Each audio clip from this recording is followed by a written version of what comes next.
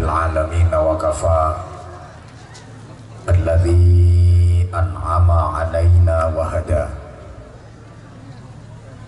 Asyhadu an la ilaha illallah wahdahu la syarikalah rabbul ardhina was samawatil ula wa asyhadu anna muhammadan abduhu wa rasuluh nabiyul mustafa.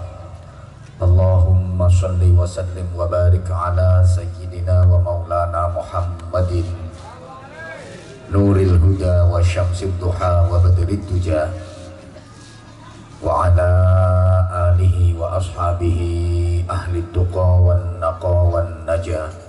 Subhanaka la ilma lana illa ma 'allamtana innaka antal alimul hakim. Rabbi shrah li sadri wa yassir li amri wahlul 'uqdatam min lisani yafqahu qawli waj'al li waziran min ahli. Rabbana iftah bainana wa baina qaumina bil haqqi wa anta khairul fatihin. Allahumma barik lana fi Rajab wa Sya'ban wa ballighna Ramadan wa ballighna Ramadan wa ballighna Ramadan bi rahmatin minka wa maghfiratin wa ridwan ya Hannanu ya Mannan ya Rahimu ya Rahman. Amma ba'd. Sadatul masyayikh, ulama anal kurama, para alim, bapak-bapak kiai, para tuan-tuan guru, ibu-ibu nyai, para ustadz, ustazah, para sesepuh dan bini sepuh yang ditakzimkan, yang dimuliakan, pejabat pemerintah dalam semua tingkatan dan jajarannya, bil khusus yang kita cintai, yang kita hormati, yang kita banggakan, Bupati kita Al-Mukarram Bapak Kiai Haji Muharram SPD MM bersama Ibu. Kita doakan mudah-mudahan di bawah kepemimpinan beliau Pak Bupati, Kabupaten Berau makin maju, makin sejahtera, makin manfaah, makin barokah, menjadi daerah yang adil makmur, adil dalam kemakmuran, makmur dalam keadilan, sesuai dengan bingkai firman Allah, baldatun thayyibatun wa rabbun ghafur. Jujur, saya beberapa kali mendengar sambutan-sambutan beliau dan saya mengikuti sepak terjang beliau dalam memimpin Berau. Menurut penilaian saya, Pak Haji Muharram SPD MM ini, mohon maaf banget, kurang pantas jadi bupati. Kalau menurut saya, pantasnya gubernur. Jadi kalau untuk periode kedua nanti kok sampai kalah, kebangetan. Ya kebangetan masyarakatnya. Yang sama-sama kita hormati seluruh forum komunikasi pimpinan daerah kabupaten, para kepala SKPD, Pak Camat, Pak Dan Ramil, Pak Kapolsek, kepala kampung yang luar biasa dan biasa di luar, tokoh-tokoh masyarakat hadir, Pak D Tony, Pak D-nya orang Berau, sesepuhnya Ika Pakarti, seluruh pengurus paguyuban yang ada, panitia, sahabat-sahabat Gerakan Pemuda Ansor, sahabat-sahabat Banser, hadirin hadirat jamaah sekalian. Dengan ikhlas mengikuti majelis mulia malam hari ini, mudah-mudahan hari ini kita lebih baik daripada hari-hari yang telah kita lalui, dan hari esok kita makin baik dan terus makin baik.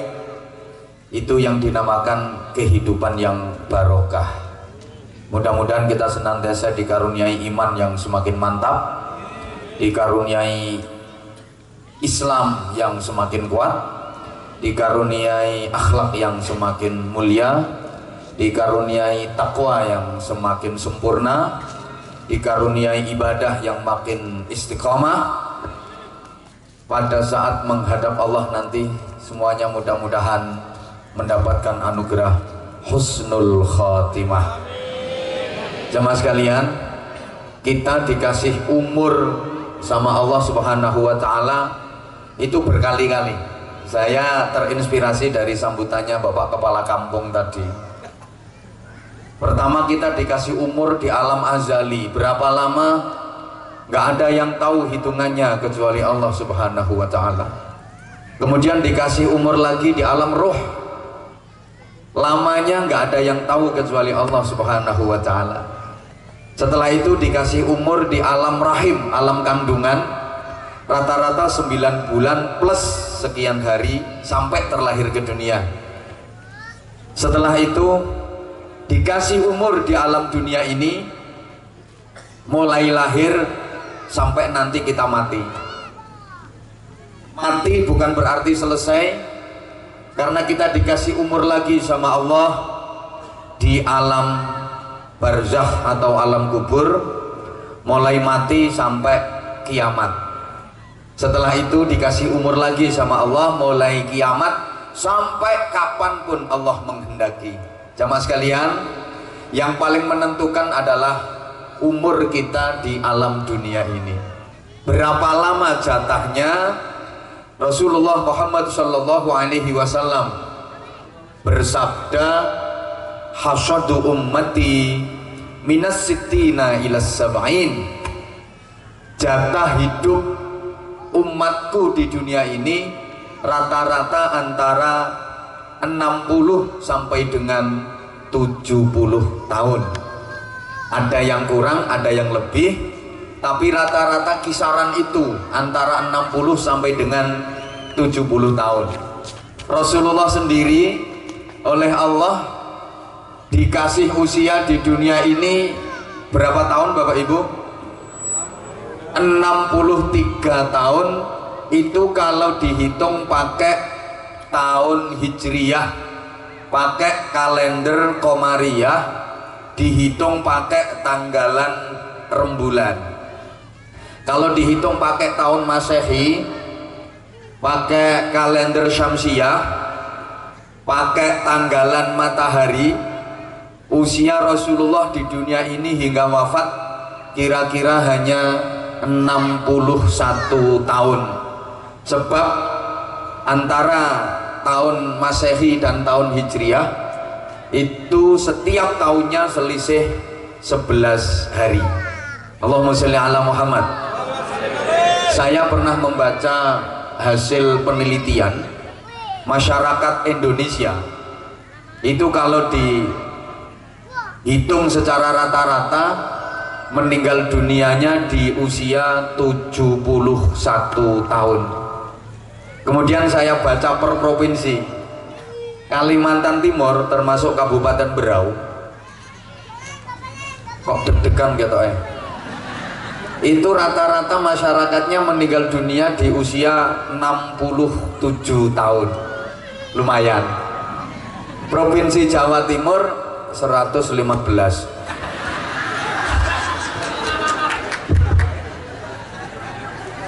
Perjalanan hidup manusia hingga mati itu sering saya sampaikan seperti filosofi jatuhnya buah kelapa yang tidak bersamaan. Ada yang masih berbentuk bunga, namanya manggar kalau orang Jawa bilang, sudah berguguran. Ada yang besaran dikit jadi bluluk, ceblok. Ada besar lagi jadi cengkir, rontok. Besar lagi jadi degan, gogrok. Besar lagi keluar santan, diogrok-ogrok. Tapi ada juga kelapa tua, coklat, bungke, kunting, kecepet bongkok. Ya. Bajing nggak tedas, diogrok-ogrok nggak kena, mau dipanjat males, wegah, ditunggu nggak jatuh-jatuh. Padahal teman-temannya udah habis. Kematian manusia juga seperti itu, jamaah sekalian. Ada yang masih dalam kandungan sudah berguguran, bahkan kadang-kadang digugurkan. Ada apa enggak? Di mana? Sopo ngomong Bojonegoro? Makasih. Di Bojonegoro?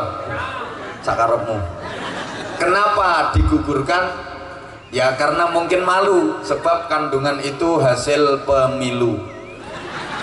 Singkatannya perkawinan hamil dahulu. Ada yang baru lahir procot langsung mati, bahkan kadang-kadang dipateni, dibunuh. Ada apa enggak? Di mana? Bojonegoro lagi? Kok enggak denger ya saya? Bocah cilik mati lumrah, remaja mati kathah, wong tua mati turah-turah. Anak kecil mati wajar, remaja mati bukan berarti kurang ajar, orang tua mati memang sudah jadwal. Tapi ada juga yang sampai tua renta, kebanyakan usia nggak bisa apa-apa, nggak mati-mati juga, kecepet bongkok. Udah kebanyakan umur, tenaganya sudah udur, uban di kepala sudah bertabur, kulit-kulit sudah pada kendur, pandangan mata sudah kabur, gigi satu persatu mulai gugur, kalau makan mintanya bubur, kerjaannya nganggur di atas tempat tidur, lumah-lumah di atas kasur, kalau tidur ngoroknya senggar-senggur dan berkali-kali ngelindur, hobinya kukur-kukur, udah nggak kuat jalan ke sumur, itu tandanya sudah deket alam kubur, bentar lagi nyusul Gus Dur. Nah ini yang gatok-gatok nih ben ur-ur kabeh. Ceramah yang mahal nih yang kayak gini.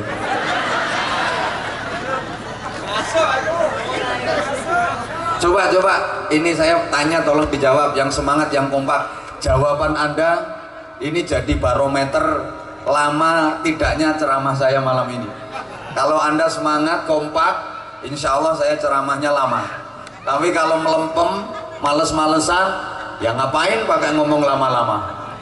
Bapak, Ibu, saudaraku, warga Labanan dan sekitarnya yang hadir di majelis ini, Anda semua misalnya sama Allah dikasih usia di dunia ini, dikasih umur sampai 100 tahun, mau apa enggak? Ikhlas apa enggak? Ikhlas. Sampeyan ikhlas, yang ngerawat sampeyan stres.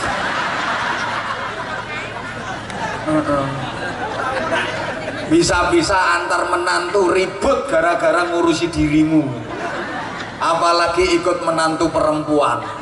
Usia Anda udah 100 tahun, pas ke kamar mandi terpeleset jatuh, nggak bisa apa-apa. Kok umur 100 tahun kok tiba wis ora kena didandakne,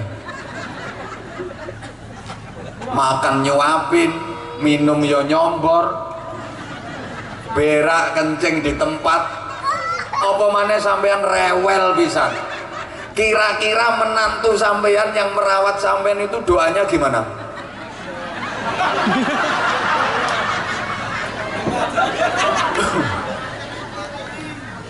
Yang jelas hidup di dunia ini dibatasi dengan kematian. Kematian itu a mysterious problem. Iki baterai ini mau habis, operator tolong siapkan baterai yang baru atau mic cadangan, karena ini nanti targetnya ceramahnya 3 jam.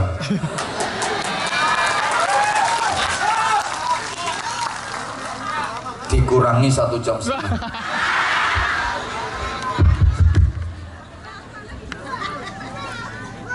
Kematian itu kepastian yang misterius. Cadangan yang nanti dipakai.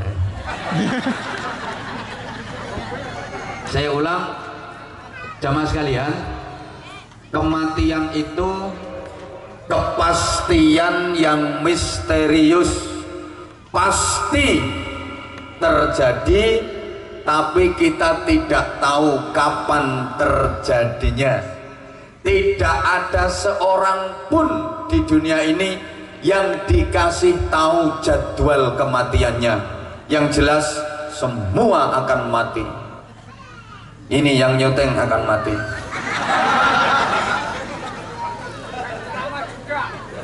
Tuh yang duduk di kursi hijau di bawah tenda semuanya berderet-deret itu akan mati semua.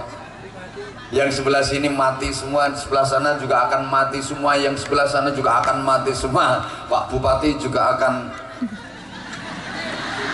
mati, yang ceramah juga akan mati. Siapa yang duluan itu yang nggak jelas. Mungkin saya dengan Anda matinya lebih duluan Anda, atau oke, lebih duluan saya. Tapi kalau ngelihat tanda-tandanya sepertinya lebih duluan Anda. Nggak usah takut mati. Setakut apapun kalau udah saatnya tiba ya pasti mati juga. Betul? Ada orang hidup takut mati, itu gambarannya sama dengan orang makan takut berak. Urip kok wedi mati padha karo mangan wedi ngising. Orang kalau sudah saatnya mati nggak diapa-apain juga mati. Banyak kok orang nggak diapa-apain mati. Ada teman saya barusan namanya Ashraf Sinclay, itu teman saya.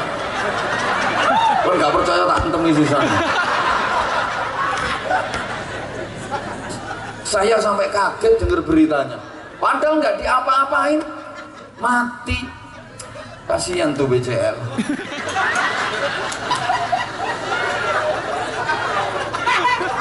Udah sering ngecat ke aku, minta doa. Nggak diapa-apain mati, emang sudah saatnya. Tapi kalau belum saatnya mati, meskipun diapa-apain, ya nggak mati-mati. Ini ada cerita ya, ada orang udah bosen hidup, udah nggak betah hidup, kepingin buru-buru mati. Bahasa Inggrisnya kebelet kepengen cepet mati. Ya soalnya ini mikir anak gak kena dituturi, mikir bojo gatel no ati, mikir utang gak iso nyauri. Contohnya kayak mburiku iki.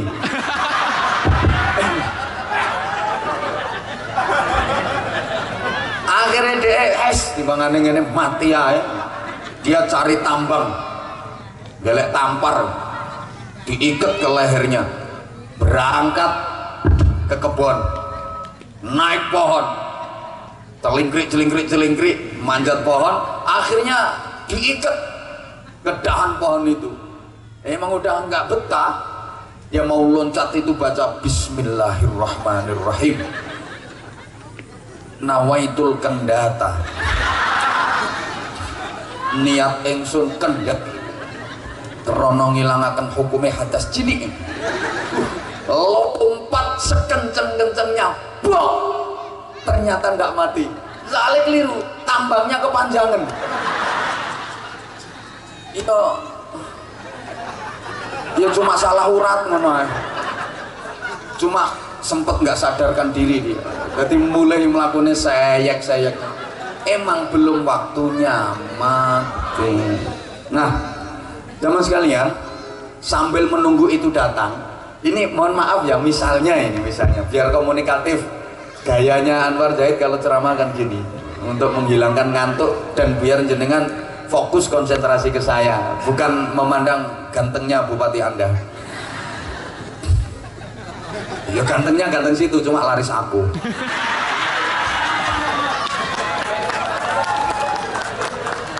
Aku harus ngomong gak ganteng ono ibu kok diprotes aku. Gini, halo, misalnya ya pulang dari tabligh akbar ini nanti sampai rumah Bapak Ibu didatangi malaikat Israel. Ceblokno kali gak ya wis cah. Peranaan wong. Halo. Udah konsentrasi ke saya. Misalnya Bapak Ibu sampeyan ya pulang dari tabligh akbar sini sampai rumah nanti didatangi malaikat Israel, pencabut nyawa. Sikapnya bagus kok, dengan senyum. Kemudian bilang ke bapak ibu, bapak atau ibu, mohon izin, kenalkan nama saya Israel. Saya adalah petugas Allah. Saya siap membantu Anda untuk boyongan, pindahan dari alam dunia menuju ke alam barzah. Bapak Ibu, Anda minta diantar malam ini apa tahun depan? Kira-kira milih yang mana? Yang milih malam ini mesti gendeng ya, Bung. Halo?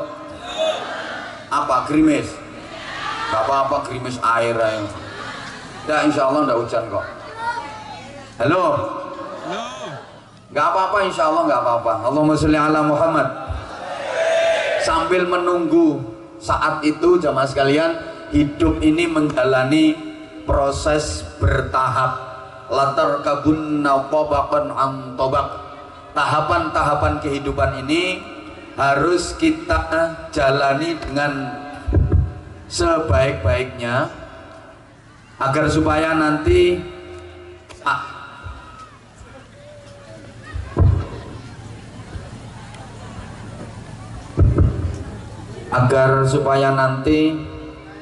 saat menghadap Allah dalam keadaan terbaik. Wes ibu-ibu kaya gak tau diudani ae. Ibu. Oke, dilanjut apa enggak ini? Ya tolong diperhatiin. Ya Allah.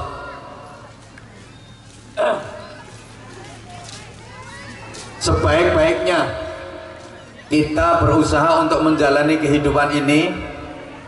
Hablum minallahnya bagus, hablum minannasnya juga bagus. Taat kepada undang-undang agama, taat kepada undang-undang pemerintah. Wes gak digatekno aku.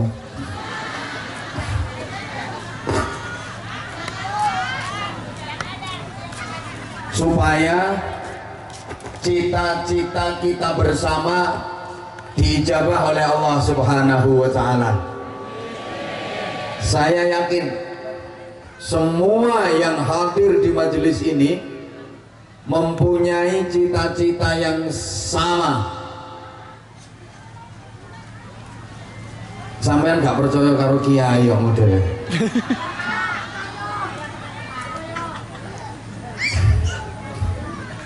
Udah tetap bertahan aja.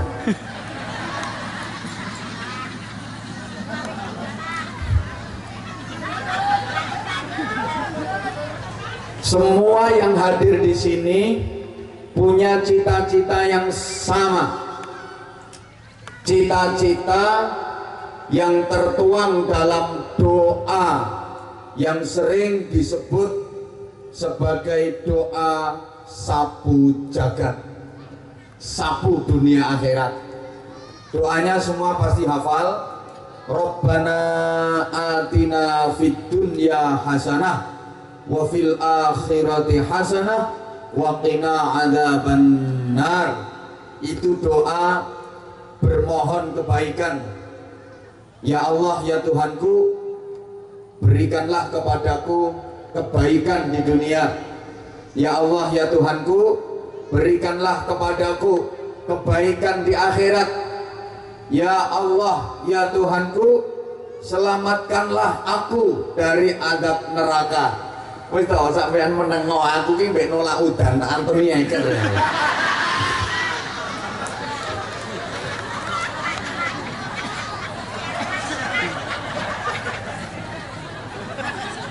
Serius ini. Wes menengo. Subhanallah. Atau bisa juga diartikan begini. Ya Allah, ya Tuhanku, iki bupatimu ben mantep njaluk donga aku. Ya kudu diketokno sakti ini ya. Aduh, Bojonegoro gak sakti sini-sini.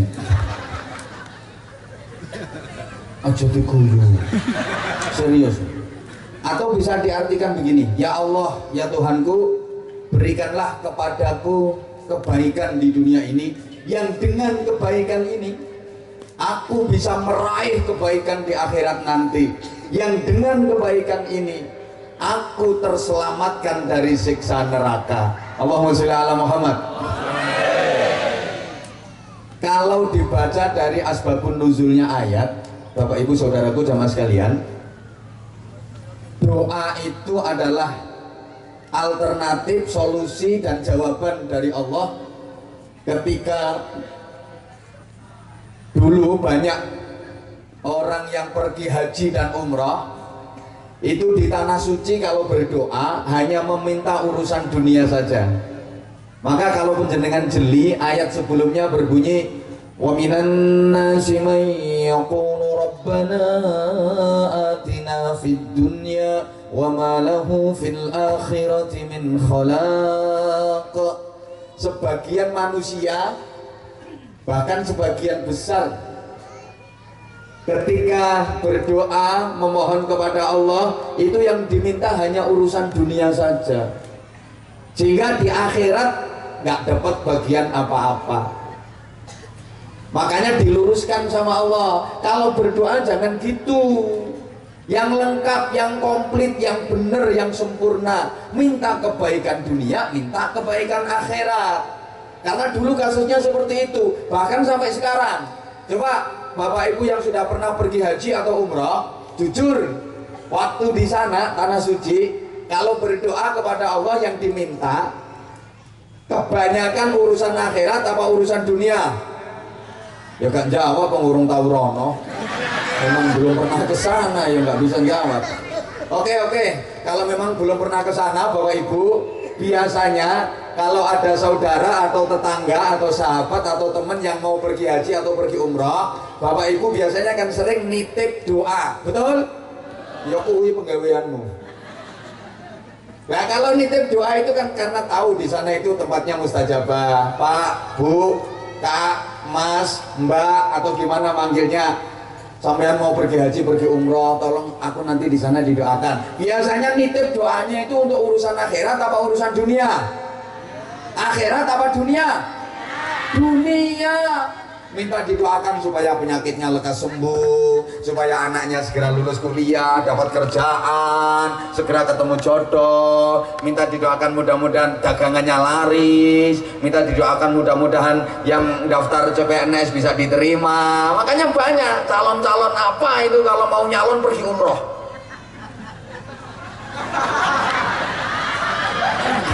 Pokoknya calon apa? Calon apa ya? Calon apa no? Halo? Lah itu diluruskan sama Allah. Rugi kalau cuma minta urusan dunia. Sekalian dong mintanya dunia akhirat. Oke, misalnya mau nyalon bupati misalnya, atau atau mau nyalon anggota dewan, atau mau nyalon gubernur, atau mau nyalon apa, pergi umrah ke sana, bagus, berdoa bagus, tapi doanya jangan cuma itu aja, rugi. Nah, berikutnya doa tadi merupakan pelajaran yang sangat berharga buat kita, bahwa setidaknya masa depan manusia itu ada dua. Allahumma sholli ala Muhammad. Ada masa depan fid dunya, ada masa depan fil akhirah. Ada masa depan duniawi, ada masa depan ukhrawi. Saya ngaji kok kayak kekean ya, muter-muter kayak gini. Ya habis jamaahnya ada yang di belakang macam-macam, ya emang pakai layar, cuman kan ngelihat kalau lewat layar kan nggak kayak kalau bertatapan langsung gitu. Makanya mohon maaf ya, saya kadang-kadang muter-muter. Oke. Ada masa depan di dunia, ada masa depan di akhirat. Ada masa depan sebelum mati, ada masa depan sesudah mati. Tolong ya, kalau saya nanya jawabannya yang semangat. Bapak, Ibu, Saudaraku, kalau penjenengan, kalau sampean, kalau peyang sabarataan, Ya, kalau orang Banjar kan gitu, peyang sabarataan.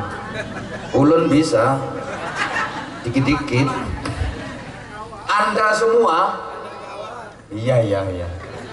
Kalau saya ajak ngomong soal masa depan, saya ajak berpikir tentang masa depan, yang terlintas di benak Anda, yang Anda pikirkan itu masa depan sesudah mati apa masa depan yang sebelum mati? Orang kompak. Yang Anda pikirkan kalau saya ajak bicara dan berpikir tentang masa depan itu masa depan akhirat apa masa depan dunia? Nah, pantesan kita disindir sama Allah. Bal tu'thirunal hayatat, bal tu'thirunal hayatat. Bahkan kebanyakan manusia itu lebih memilih dunia daripada akhirat, lebih mementingkan urusan dunia daripada akhirat, lebih terpesona dengan keindahan dan kemewahan dunia daripada akhirat. Mereka pada lupa wal akhiratu khairu wa abqa. Akhirat itu lebih baik, akhirat itu lebih kekal, akhirat itu lebih abadi. Emang kenyataannya gitu. Warga Labanan, warga Batu Ampang, Labanan Jaya, kecamatan Teluk Bayur, ya. Ini rata-rata kan lebih milih dunia daripada akhirat, betul? Lebih perhatian ke dunia daripada akhirat, betul? Kok kurang semangat ya? Oke, sekarang kita permudah pemahamannya. Dunia itu simbolnya bayaran, akhirat simbolnya ganjaran. Ayo Bapak Ibu pilih mana antara ganjaran dengan bayaran? Ukuran Labanan Jaya, Teluk Bayur, orang dianggap berhasil, orang dikatakan sukses, itu standarnya yang pinter cari ganjaran apa yang pinter cari bayaran? Bapak Ibu lebih bangga mana? Punya anak yang pinter cari ganjaran sama punya anak yang pinter cari bayaran? Nah, sebentar, jawabannya satu, nggak boleh dua-duanya, nggak sah pilihanmu. Halo, semangat dong, lagi, Bapak Ibu lebih bangga mana? Lebih